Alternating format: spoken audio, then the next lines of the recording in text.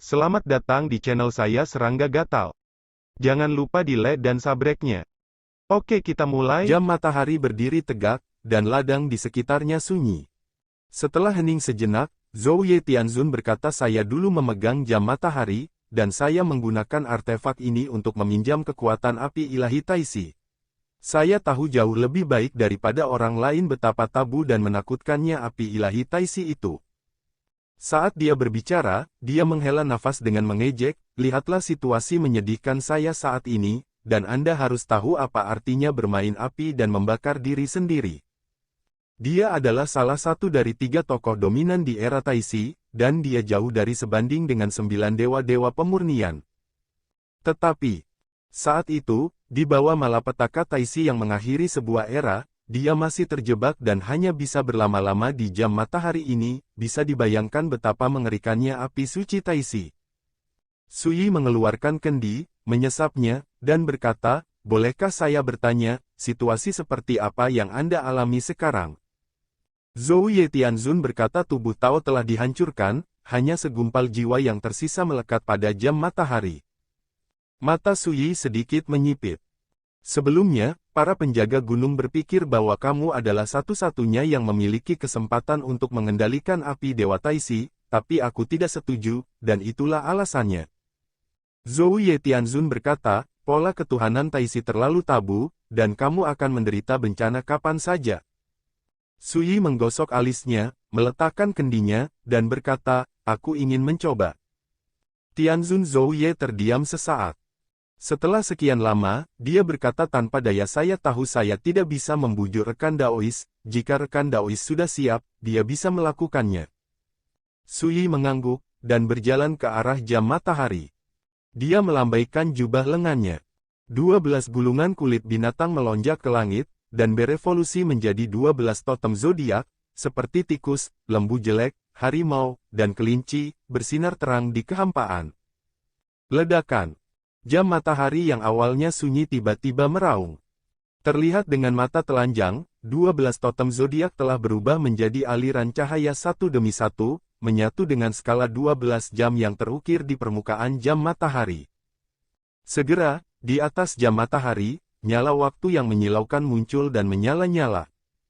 Dan Sui berjalan maju dengan santai, mencubit 5 jari tangan kanannya, bertindak sebagai kekosongan. Bersenandung. Jam matahari, yang tingginya sekitar 10 kaki, mengeluarkan raungan aneh, dan tiba-tiba menjadi seukuran telapak tangan, jatuh ke telapak tangan Sui.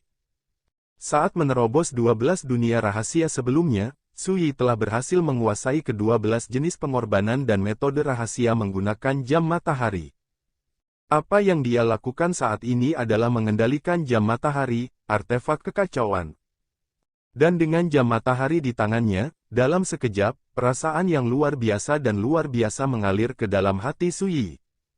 Saya hanya merasa pemandangan di depan saya berubah, bintang-bintang bergerak, dan waktu berlalu, seolah-olah saya berada dalam aliran waktu yang sangat deras, hanyut mengikuti arus. Apakah akhir zaman? Tidak ada yang tahu. Bahkan dewa tidak tahu apa-apa tentang itu. Bahkan dalam karya klasik tertua, tidak pernah ada catatan tentang satu kata pun. Saat ini, Sui merasa bahwa dia sedang menuju akhir zaman. Saya tidak tahu berapa lama, tetapi pada akhirnya, semua yang saya lihat di depan saya berubah menjadi kegelapan. Kegelapan tak berujung. Itu membuat orang menjadi buta tiba-tiba, kehilangan semua persepsi, dan tidak bisa lagi melihat apapun. Akhir zaman, apakah ketiadaan? Atau kegelapan tanpa akhir? Sui tidak tahu, dia hanya merasa kegelapan yang tak berujung terlalu menindas, dan dia akan menenggelamkan dirinya sepenuhnya. Rasa tidak bisa melihat atau merasakan apapun membuat orang bahkan merasa putus asa dan tidak berdaya. Saat ini, Sui menyadari bahwa dia dalam bahaya. Krisis fatal yang tidak dapat dijelaskan yang datang diam-diam. Tanpa ragu, dia sepenuhnya memanfaatkan kekuatan jam matahari di tangannya. Bisa. Tidak ada respon. Kegelapan itu seperti jurang tak berujung, bahkan tidak bisa menghilangkan jejak. Berada di dalamnya, sepertinya semuanya diam, jatuh ke dalam ketiadaan yang tak ada habisnya. Yang paling mengejutkan Suyi adalah ketika dia menggunakan kekuatan cambuk Taisi, itu sia-sia. Dalam ketiadaan yang gelap ini, tidak peduli kekuatan apa yang digunakan, itu tidak akan efektif sama sekali. Dan di dalam hati Suyi, atmosfer yang fatal dan berbahaya menjadi semakin kuat, seolah-olah ada niat membunuh yang tidak diketahui yang tersembunyi di kegelapan, dan itu akan memberinya pukulan fatal. Suyi mengerutkan kening. Segera, dia terdiam. Waktu terus berjalan. Tidak, dalam kegelapan dan ketiadaan ini, bahkan waktu pun tidak dapat dirasakan lagi, dan segala sesuatu menghadirkan keheningan yang aneh. Tajam. Setelah sekian lama, Suyi merasa emosional. Yang mengerikan adalah ketika kata-kata ini diucapkan, tidak ada suara. Tapi Suyi tidak peduli, dan berkata pada dirinya sendiri, aku sudah terjebak, mengapa kamu tidak menggunakan kesempatan ini untuk melakukan sesuatu? Tidak ada yang menjawab. Bahkan suara Suyi sendiri tidak keluar. Ini seperti orang yang berbicara pada dirinya sendiri, tetapi tidak bisa mengeluarkan suara. Suyi tidak berkata apa-apa lagi. Meskipun dia tidak bisa melihat atau merasakannya, dia yakin artefak dewa, jam matahari, ada di tangannya. Selama Anda melepaskannya, semua kegelapan dan keheningan yang aneh dan tidak normal di depan Anda akan hilang.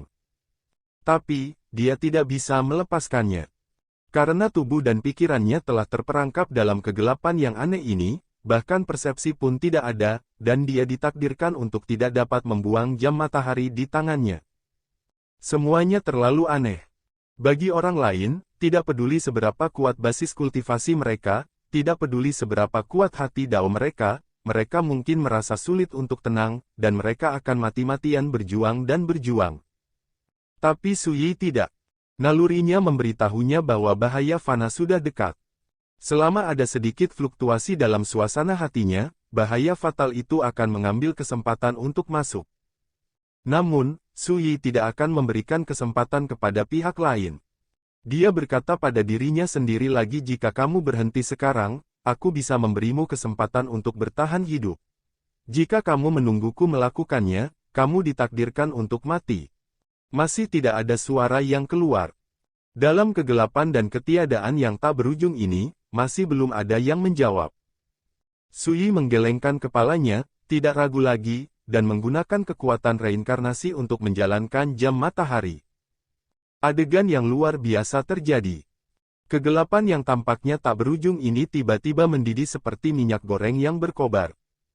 Terdengar suara pecah yang keras, dan dalam kegelapan yang tak berujung, tampaknya ada pecahan ruang yang tak terhitung jumlahnya yang terbelah.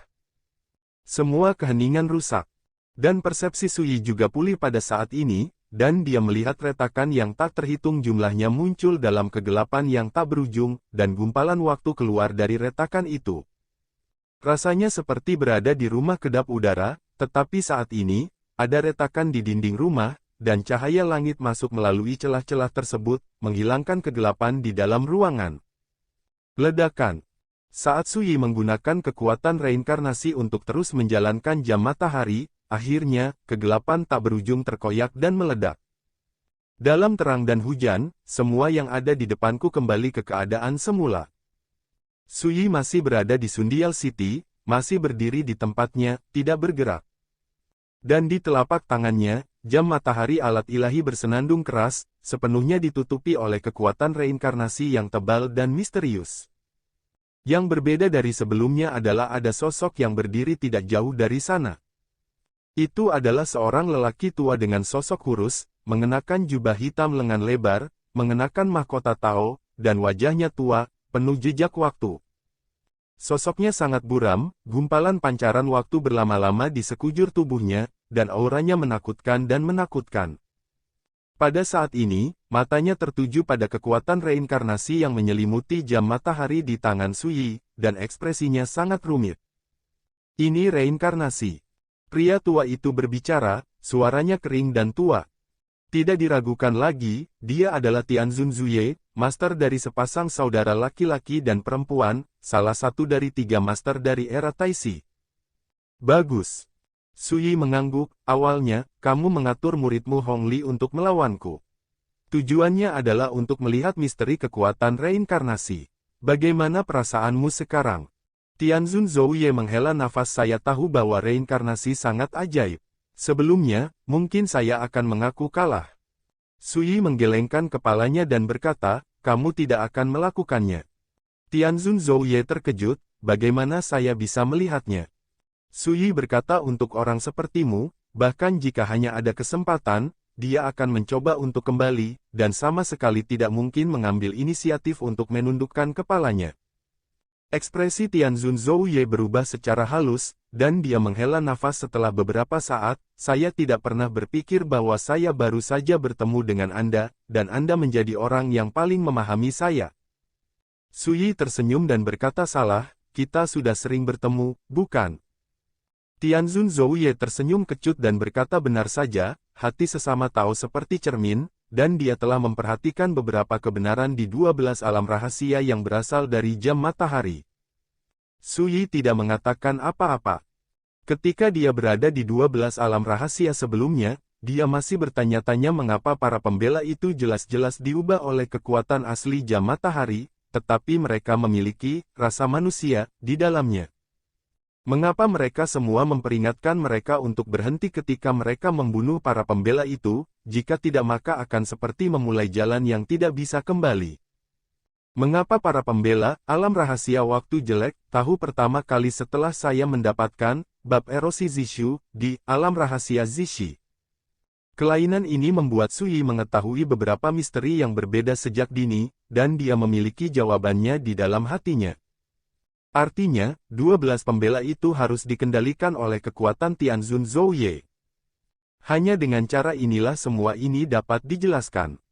Lagi pula, di era Taixi, Zouye Tianzun mendominasi dunia dengan jam matahari, sebuah artefak. Dengan kata lain, jam matahari adalah harta karun Tianzun Zouye, bagaimana dia bisa membiarkan dirinya mengendalikannya. Sama seperti pedang 9 penjara, Sui tidak akan pernah mentolerir orang lain yang memiliki kesempatan untuk mencuri harta ini. Alasannya sangat sederhana. Tetapi ketika Anda benar-benar berada di tengah-tengah permainan, Anda seringkali menjadi penggemar otoritas. Setelah hening sejenak, Tianzun Zouye berkata, karena rekan tahu mengerti, saya tidak perlu menyembunyikan apapun. Anda mengatakannya dengan baik sebelumnya, apalagi kesempatan, bahkan jika tidak ada kesempatan, saya tidak akan membiarkan Anda begitu saja. Dapatkan apa yang kamu inginkan. Ketika sampai pada akhirnya, kata-katanya penuh dengan tekad. Sui mengangguk dan berkata, mengerti. Tidak, kamu tidak mengerti.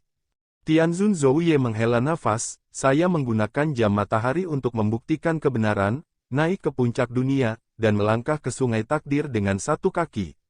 Saat itu, saya seperti seorang penguasa, menghadap ke dunia.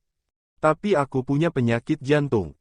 Sedikit keengganan muncul di alis Zouye Tianzun, saya telah memahami misteri api ilahi Taixi sepanjang hidup saya, tetapi sampai malapetaka Taixi datang, saya belum dapat benar-benar mengendalikan api ilahi Taixi. Kamu hanya bisa menggunakan kekuatan jam matahari untuk meminjam api suci Taixi. Jelas sudah dekat, dan bisa dipinjam olehku, tapi aku tidak bisa benar-benar mengendalikannya di tanganku. Rasa itu bagaimana kamu mengerti? Lagi pula, Tianzun Zouye menggelengkan kepalanya, suaranya serak dan marah. Biarkan kamu melihat harapan, tetapi biarkan kamu tidak mendapatkannya, hal paling kejam di dunia tidak lebih dari ini. Settings. Saya terus melihat harapan, tetapi tidak pernah mendapatkannya. Mendengar kata-kata Tianzun Zouye, sebuah pemandangan yang entah kenapa muncul di benak Sui. Seorang laki-laki sedang menunggangi seekor keledai, untuk menjaga agar keledai itu tetap berjalan, dia mengikat sebuah wortel dengan tiang bambu dan menggantungnya di depan keledai. Keledai terus berjalan untuk memakan lobak. Aku tidak bisa memakannya sepanjang waktu, jadi aku terus berjalan. Tentu saja, gambar itu tidak masuk akal. Kebenarannya juga sangat sederhana. Tetapi saya harus mengatakan bahwa Tianzun Zouye, yang mengabdikan seluruh hidup dan waktunya untuk mencari kekuatan Taixi Senyan, memimpin sebagai keledai. Nampaknya pihak berwenang terobsesi dengan itu, namun nyatanya obsesinya terlalu tegas. Dalam analisis terakhir, Tianzun Zouye bukanlah seekor keledai. Taisi Senyan bukanlah lobak. Siapapun yang tak tertandingi seperti Tianzun Zuye ditakdirkan untuk tidak melepaskan api Taisi dengan mudah. Karena, bagi mereka, ini adalah mencari Tao lagi. Itu untuk menginjakkan kaki lainnya ke sungai panjang takdir, untuk membuktikan keabadian. Untuk selamanya, siapa yang bisa menyerah dengan mudah? Sebenarnya, setelah menderita malapetaka Taisi, saya sudah mengerti bahwa saya ditakdirkan untuk melewatkan api ilahi Taisi dalam hidup ini. Mengenakan mahkota Tao di kepalanya, Zhou Ye Tianzun yang berwajah tua menghela nafas pelan, menunjukkan kesepian dan kesedihan. Tapi, bagaimanapun juga, kamu tidak mau. Suyi berkata, bahkan jika saya tidak bisa mendapatkannya sendiri, saya tidak mengizinkan orang lain mengambil kesempatan ini. Tianzun Zhou Ye tidak menyangkalnya, dan berkata, apakah kamu bersedia jika itu kamu? Suyi tersenyum, dan berkata jangan membujuk orang lain untuk menjadi baik tanpa menderita dari orang lain. Tidak ada empati yang nyata di dunia ini. Tapi tahukah kamu hal apa yang paling kejam di mataku? Tianzun Zhou Ye menunjukkan minat, saya ingin mendengar detailnya. Dia tahu bahwa Suyi telah bereinkarnasi berkali-kali untuk mencari cara yang ampuh. Kamu bisa melihat jalan abadi, tapi kamu menderita karena kamu tidak bisa mendapatkannya. Dan saya pernah tidak bisa melihat jalan yang lebih tinggi, dan saya sampai di ujung jalan saya sendiri. Mata Suyi halus, dan dia mengingat kehidupan pertamanya, pendekar pedang yang misterius dan transenden itu. Tianzun Zhou Ye tercengang, berjalan ke ujung jalanmu sendiri. Mungkinkah kamu pernah berdiri di ujung alam abadi yang tak terbatas? Suyi tidak menjawab, tetapi bertanya, apakah menurutmu ada jalan yang lebih tinggi melampaui keabadian? Haruskah iya? Tianzun Zhou Ye tidak yakin. Suyi bertanya lagi apakah ada jalan baru di atas jalan yang lebih tinggi dari keabadian. Ini. Guru abadi Zhou Yu terdiam. Banyak orang mungkin telah memikirkan hal-hal ini, tetapi sudah ditakdirkan tidak ada yang bisa memberikan jawabannya. Segera, hatinya terkejut, dan dia memandang Suyi dengan tak percaya, dan berkata, rekan Taois, bukankah maksudmu bahwa kamu pernah menerobos jalan keabadian, menginjakkan kaki di jalan yang lebih tinggi dari keabadian, dan seterusnya? Apakah jalan itu sudah berakhir? Suyi menggelengkan kepalanya. Dia juga tidak tahu. Satu-satunya hal yang saya tahu adalah ketika saya menjadi yang terkuat di kehidupan pertama, saya sudah berada di atas sungai takdir yang panjang. Karakter sekuat Hebo dan Gong Ye Futu pun menurutinya. Ayah Lin Jinghong, Lin Mosen, dan Patriark Bodhi juga sangat menghormatinya. Tapi sekuat kehidupan pertama, untuk menemukan jalan yang lebih tinggi, dia hanya bisa memulai dari reinkarnasi. Bisa dibayangkan betapa halusnya jalan yang lebih tinggi pada kehidupan pertama saat itu. Melihat Suyi menggelengkan kepalanya, Tianzun Zhou Ye jelas salah paham, dan menghela nafas, apa yang Anda katakan adalah rasa sakit karena tidak melihat harapan, tetapi yang saya alami secara pribadi adalah rasa sakit karena melihat harapan. Apa yang Anda katakan, hal-hal di dunia, memiliki tidak pernah berempati. Suyi tersenyum dan berkata bukannya itu menyedihkan, mengapa kamu harus peduli dengan hal-hal ini? Tianzun Zhou Ye tercengang. Segera, dia ragu-ragu sejenak, dan berkata saya ingin tahu, sejak awal, apakah Anda percaya bahwa saya akan campur tangan dalam masalah ini untuk mencegah Anda mendapatkan api ilahi Taisi? Tidak diragukan lagi, keraguan ini sangat penting baginya. Awalnya, karena penjaga gunung, aku tidak meragukanmu. Suyi berkata, saya tidak meragukannya sampai saya tiba di kota Sundial, ketika Anda meminta saya untuk menghadapi murid Anda. Mengapa? Tianzun Zhou Ye mengerutkan kening, bukankah normal bagi dua orang yang bertekad untuk berjuang demi jalan yang hebat? Suyi berkata, karena itu normal, saya merasa tidak normal. Lagi pula, dibandingkan dengan peristiwa besar seperti memahami Taisi Senyan, itu hanya duel. Mengapa Anda harus begitu memperhatikannya dan mengutamakannya? Jika aku ingin muridku menghadapi orang lain, aku tidak akan memilih waktu yang begitu penting. Tianzun Zhou Ye tersenyum kecut, memang, setelah kamu mengatakan itu, aku menyadari bahwa aku memang terlalu berhati-hati dalam masalah ini. Suyi berkata normal, bagaimanapun juga, kamu pasti telah mempelajari sesuatu tentang aku dari penjaga gunung, dan menurutmu, kekuatan reinkarnasi yang telah aku kuasai pastilah sebuah variabel. Karena itu, kamu ingin menggunakan tangan murid-muridmu untuk melihat sendiri apa keajaiban reinkarnasi itu, dan bagaimana menangani dan menyelesaikannya. Tianzun Zouye menghela nafas, sayangnya, jarak antara murid saya dan sesama Taois terlalu besar, dan pada akhirnya, saya tidak bisa memaksa sesama Taois untuk melakukan reinkarnasi. Segera, dia berkata jadi, sejak saat itu, Anda sudah berharap bahwa saya tidak akan berpangku tangan. Suyi menggelengkan kepalanya lagi, tidak, meskipun penjaga gunung itu berbahaya, saya masih sangat mempercayainya, terutama di luar kota Tiandu, dia membuat pengaturan untuk membantu saya keluar dari masalah, dan rekan-rekan Tao juga diam-diam bekerja sama dengan penjaga gunung untuk mengirim 2 muridnya sendiri seorang murid pergi untuk membantu. Oleh karena itu, saya tidak memiliki banyak kecurigaan dan waspada terhadap Yang Mulia. Tianzun Zouye terkejut, lalu kenapa? Suyi menyesap anggurnya dan berkata, saya khawatir jika saya mengatakannya, Yang Mulia akan merasa tidak enak. Tianzun Zouye terdiam. Setelah beberapa saat, dia sepertinya sudah mengetahuinya, dan tiba-tiba berkata, itu karena sepatah kata dari gadis Red Cup itu. Suyi tidak menyangkalnya. Sebelum memasuki Sundial City, gadis ikan mas bersarung merah yang baru saja kalah dalam duel tiba-tiba berbicara dan memanggilnya. Saat itu, Suyi masih agak aneh, dan bertanya, ada apa? Namun pada akhirnya, ikan mas merah hanya mengucapkan satu kalimat, tidak apa-apa, kamu harus berhati-hati. Sepertinya mengingatkan Suyi bahwa Sundial City berbahaya. Tetapi bagi Suyi, karena Tuan Surgawi Zouye telah memperingatkan tentang berbagai bahaya di kota Sundial, pengingat gadis ikan mas merah dalam sarung agak berlebihan.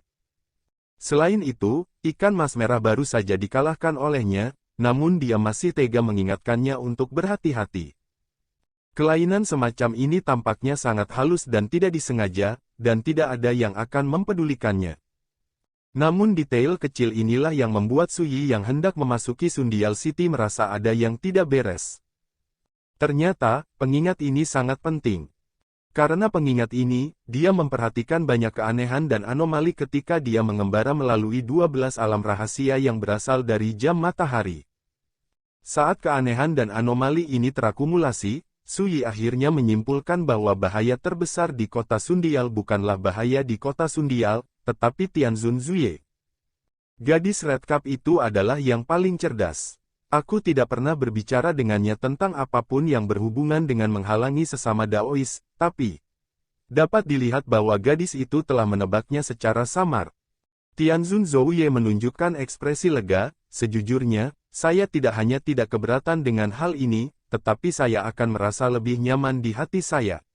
Bahkan jika saya tidak memiliki perlindungan saya di masa depan, dia tidak akan sangat menderita jika aku memikirkannya. Terlihat bahwa dia sangat menyayangi muridnya Red Cup dari lubuk hatinya, ketika berbicara tentang Red Cup, alisnya penuh memanjakan. Suyi tersenyum dan berkata setiap orang memiliki jalannya masing-masing. Gadis ikan mas merah memiliki harapan untuk menjadi seseorang dengan cara tertentu di masa depan, dan pencapaiannya di jalan itu ditakdirkan untuk tidak terbatas. Setelah jeda, senyum Suyi menghilang, dan dia berkata, sekarang, ada sesuatu yang membingungkan di hatiku. Rekan Taois, tidak apa-apa untuk berbicara. Sebelum saya terjebak dalam kegelapan yang seperti ketiadaan itu, mengapa rekan Daois tidak mengambil kesempatan untuk melakukan sesuatu?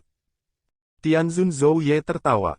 Hanya saja senyumannya agak rumit, dan dia berkata kekuatan api Dewa Taisi cukup untuk menahan cambuk Taisi, itulah sebabnya rekan-rekan Tao tidak bisa menggunakan cambuk Taisi sekarang. Saat itu, saya sangat ingin melakukannya, tetapi saya tidak bisa. Dia menghela nafas, bukan karena belas kasihan, bukan karena masalah lain, dan bukan karena takut mati. Hanya saja, dia mengangkat matanya dan menatap Suyi, rekan Taois tidak akan memberi saya kesempatan. Saya belum pernah melihat keadaan pikiran yang tidak bisa dihancurkan dan sempurna seperti rekan Daois, dan saya tidak dapat menemukan kekurangan sama sekali. Dalam keadaan seperti itu, bahkan jika saya membunuh Yang Mulia, pada akhirnya saya tidak akan mendapatkan apa yang saya inginkan. Sui mengangkat alisnya dan berkata, kamu ingin merebut rumahku. Tianzun Zouye berkata dengan tenang, ya, tubuh Tao saya telah dihancurkan, dan karena saya ingin menghindari dampak bencana Taisi, sisa jiwa saya harus sepenuhnya terintegrasi ke dalam kekuatan asli jam matahari alat dewa. Oleh karena itu, saya bisa menjelma 12 penjaga perbatasan untuk menghalangi sesama Taois sebelumnya.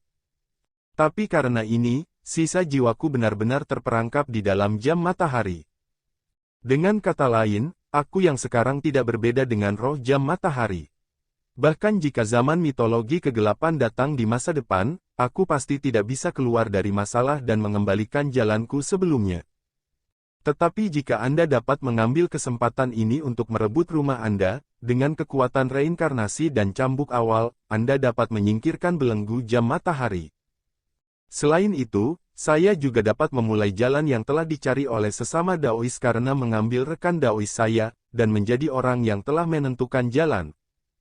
Berbicara tentang ini, Zouye Tianzun menghela nafas, matanya sedih, tapi sekarang saya menyadari bahwa jalan ini tidak akan berhasil.